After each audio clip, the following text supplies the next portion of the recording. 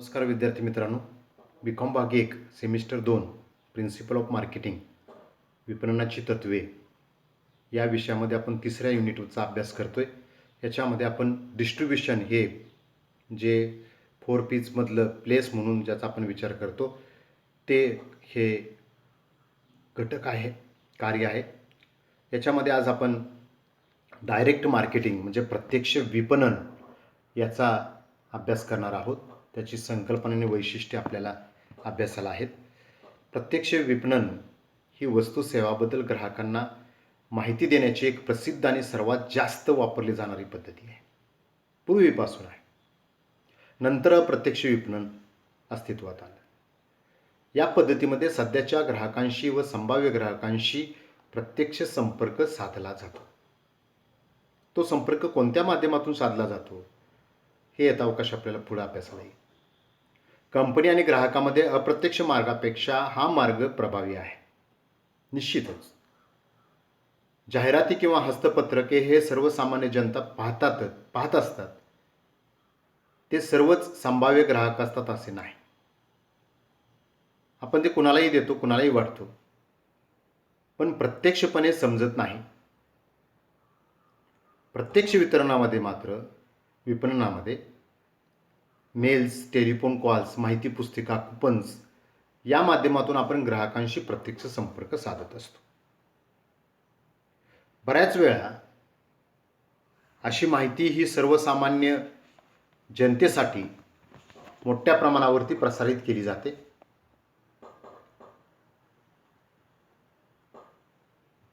आणि अनेक कंपन्या त्यांच्या वस्तू व सेवांच्या मध्यस्थाशिवाय अप्रत्यक्ष ग्राहकांना विकण्यास प्राधान्य देत असतात. परंतु प्रत्यक्ष विपणनात आपण पाहतो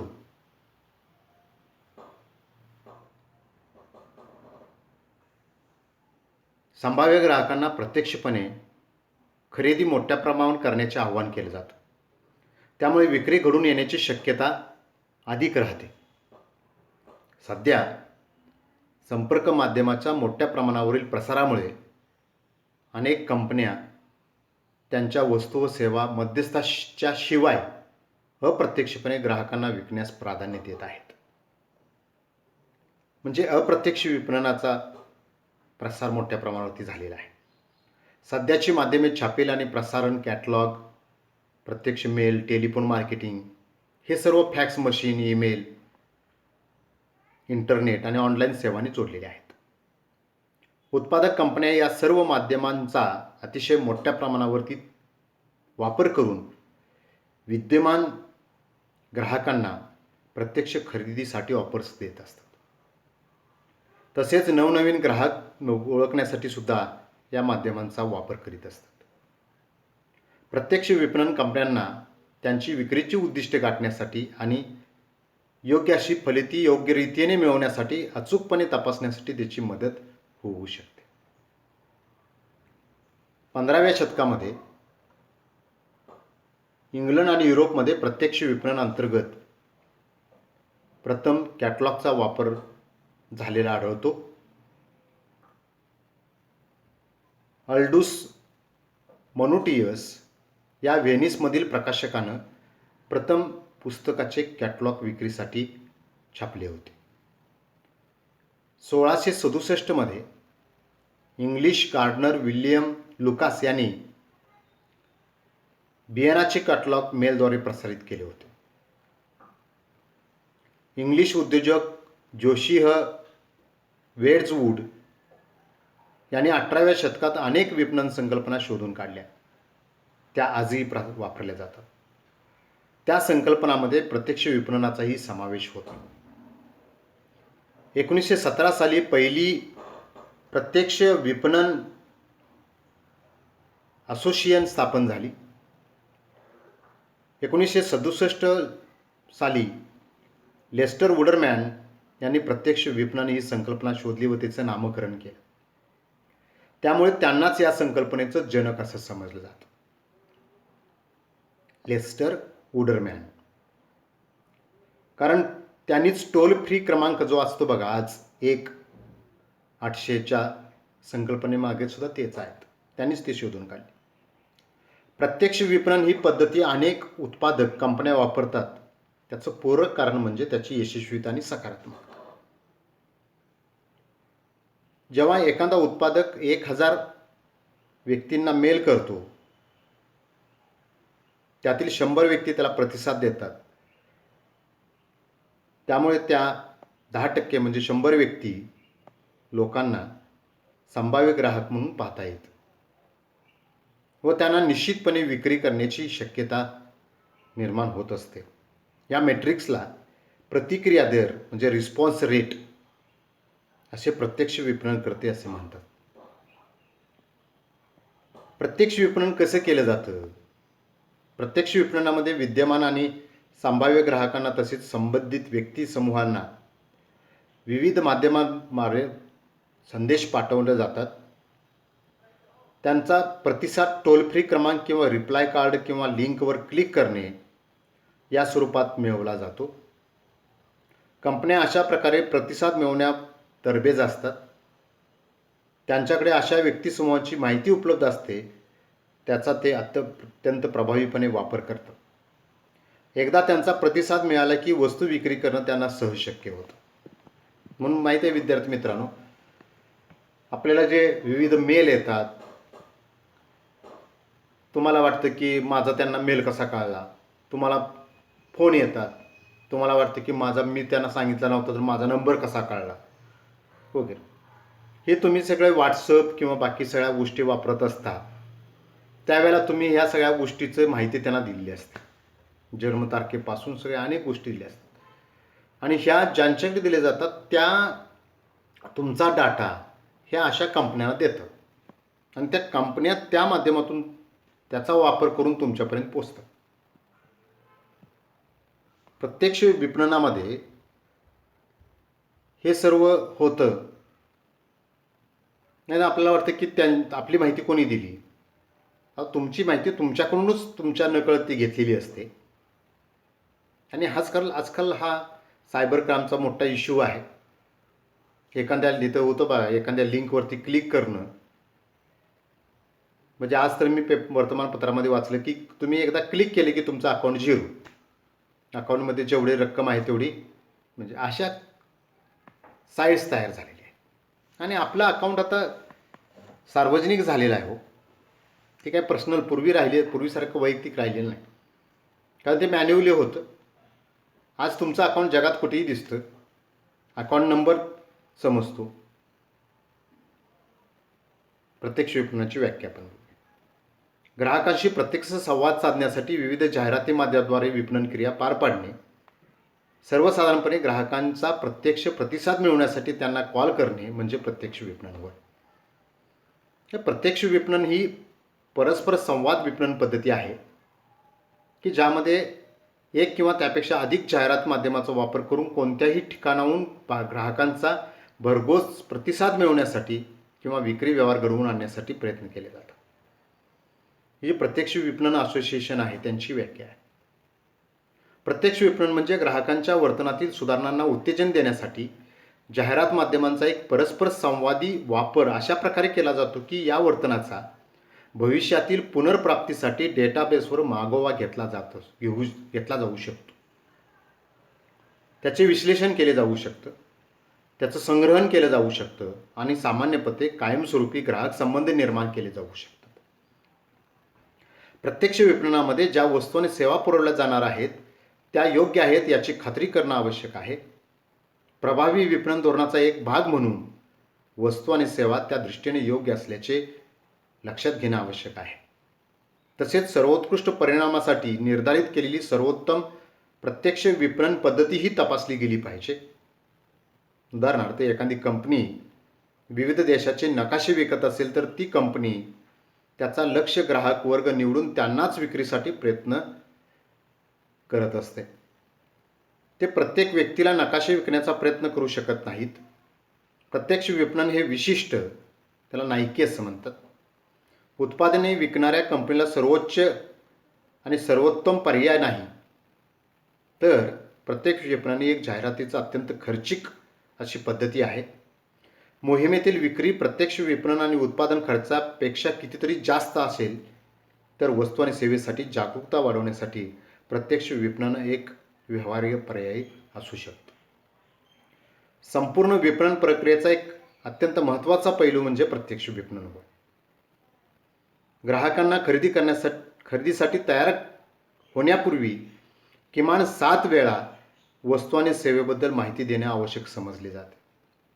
म्हणजे एखादी विक्री होण्यापूर्वी 7 वेळा त्याच्याशी कॉन्टॅक्ट होणं, संपर्क होणं महत्त्वाचं आहे. सर्वसाधारणपणे काही सर्वेच्या आधारे हा 7 वेळा आकडा समजून घेतला आहे. संभाव्य ग्राहकांनी वस्तू किंवा सेवेबद्दल बऱ्याच वेळा वेगवेगळ्या ठिकाणी विविध माध्यमांद्वारे ऐकले जाणारे सर्वात प्रभावी विपणन प्रयत्न यामध्ये सुनिश्चित केतात. सर्वात सामर्थ्यवान आणि नाविन्यपूर्ण प्रत्यक्ष विपणन धोरण लक्ष्य व्यक्ती समूहापर्यंत म्हणजे टार्गेट प्रतिक्रिया व्यक्त करू इच्छिते. कारण भौतिक आणि ईमेल मार्केटिंगद्वारे ग्राहकांना थेट वितरित केलेल्या वस्तूबद्दल धन्यवाद देईल.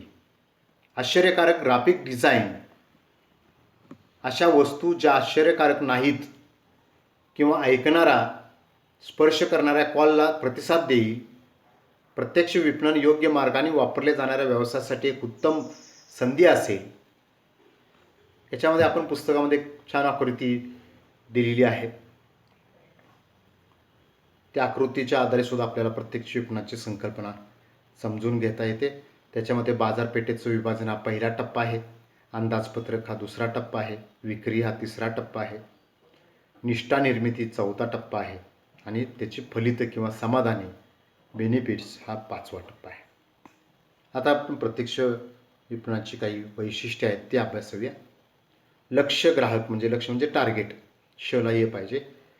उत्पादक कंपनी आपल्या वस्तू आणि सेवांमध्ये आवड असणाऱ्या संभाव्य ग्राहकांची आपल्याकडील ग्राहक रेकॉर्ड, सर्वेक्षण, माहिती आणि इतर संशोधनावर वापरून त्या विशिष्ट लक्ष्य व्यक्तिसमूहाला ओळखू शकतात, त्यांच्यापर्यंत पोहोचू शकतात. लक्ष्यीकरण करीत असताना कंपनी आपल्या साध्या डेटाबेसचाही वापर करू शकतात. कंपनीचे सध्याचे ग्राहक संबंध किंवा बाहेरील बाजारपेठ संशोधन कंपनीकडून डेटा खरेदी करू शकतात. दुसरा मुद्दा माहितीचा वापर. डेटा कलेक्ट केल्यानंतर त्या माहितीचा वापर कंपनीने संग्रहित केलेला डेटा प्रत्यक्ष विपणनासाठी वापरता येतो.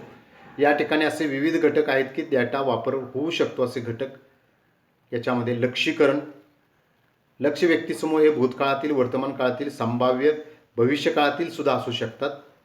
भविष्यातील ग्राहक हे ज्ञात असू शकतात.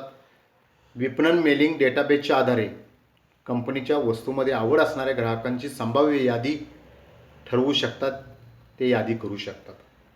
ॲड्रेसिंग. लक्ष्य व्यक्तिसमूहावरून पोहोचण्यासाठी वापरलेला डेटा हा कंपनीकडे अगोदरच अस्तित्वात असेल.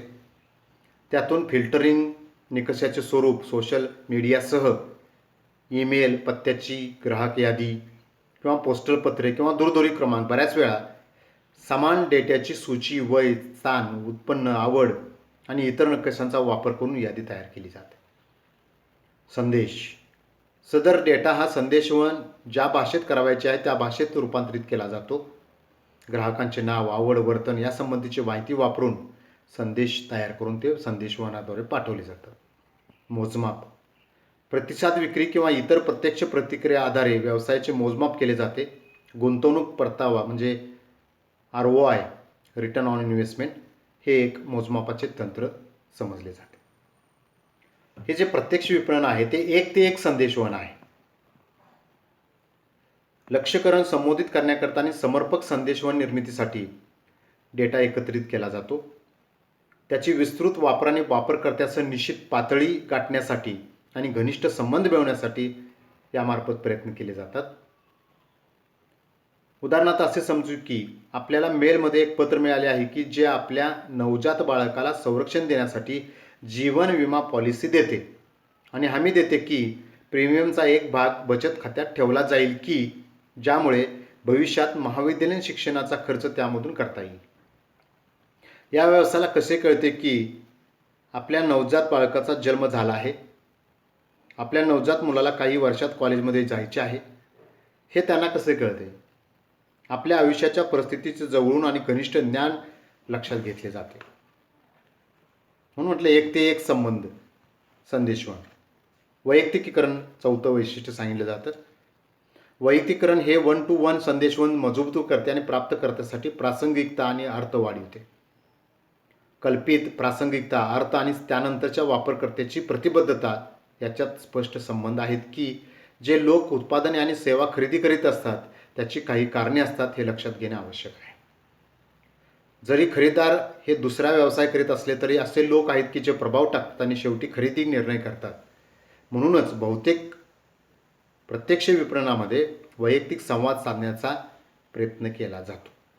1 to 1. आकर्षक ऑफर्स. ऑफर या शब्दाला केवळ आकर्षक हा शब्द जोडला की लोकांचे लक्ष वेधले जाते.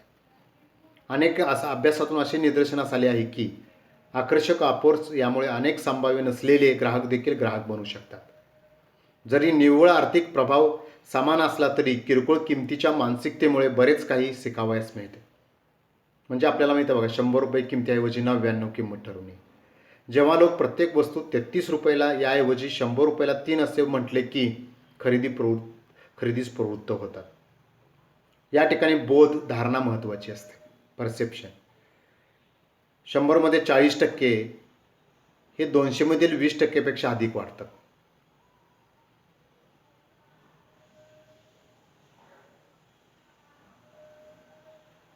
खरेदीसाठी क्रिया. इतर कोणत्याही कामाप्रमाणे विपणन करणे हे एक अत्यंत सोपे आहे. याच कारणास्तव आम्हाला आता कॉल करा किंवा आज कॉल करा आणि जतन करा असे वाचावे लागते. हे प्राप्तकर्ता नेहमीच कारवाई करण्याचा प्रयत्न करतात, परंतु ते पूर्ण करणे शक्य आहे का? बहुतेक जाहिरात संदेशामध्ये थोडेच दिवस शिल्लक, स्टॉक संपेपर्यंत, आजचा शेवटचा दिवस यासारख्या वाक्यांचा समावेश असतो. असा आपण कधी विचार केला आहे का? लोक कमीला प्रतिसाद देतात आणि हे कमीशी संबंधित असते. ही एक मुदत आहे. ती एक मुदत आहे. ती एक प्रभावी प्रेरणादायी निर्देशक असते.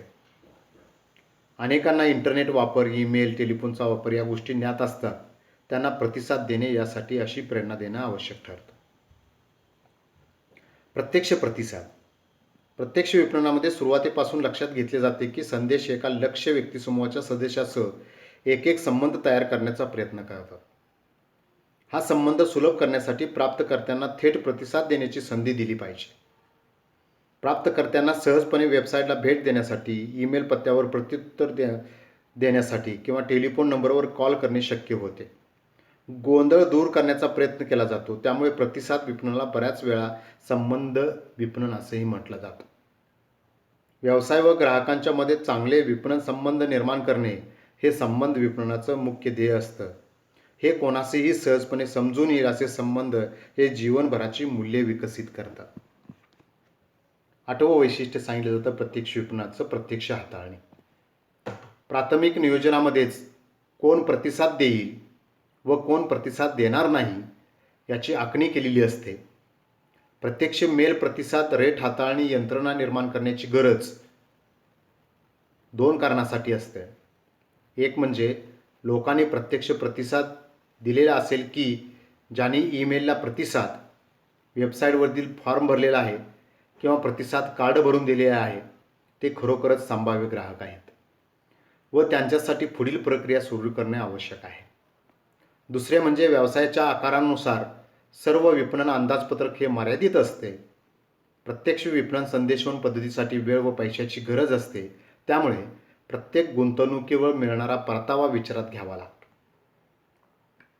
प्रत्यक्ष विपणनामध्ये आपण किती ग्राहकापर्यंत पोहोचलात, आपल्याला मिळालेला प्रतिसाद आणि ग्राहकाकरता आपण किती पैसे खर्च करता हे जाणून घ्यावे लागते. 3 गोष्टी आहेत याच्यामध्ये. तुम्ही किती ग्राहकापर्यंत पोहोचला, त्यातील किती ग्राहकांनी तुम्हाला प्रतिसाद दिला आणि यासाठी तुम्ही किती पैसा खर्च केला हे प्रत्यक्ष विपणनामध्ये महत्त्वाचं आहे. ज्याच्यासाठी सर्वात जास्त प्रतिसाद मिळतात ते निर्धारित करण्यासाठी नवीन बाजार किंवा वस्तूची चाचणी देखील घेतली जाऊ शकते. म्हणजे अशा पद्धतीने आपण प्रत्यक्ष विपणन ही जी संकल्पना आहे ही संकल्पना लक्षात घेऊ शकतो. विद्यार्थी मित्रांनो, ही संकल्पना प्रत्यक्ष विपणनाची ही पूर्वीपासून आहे, पण आधुनिक काळामध्ये ती अतिशय वेगळ्या पद्धतीनं लक्षात घेतली जाते. हे समजून घेणं महत्त्वाचं आहे.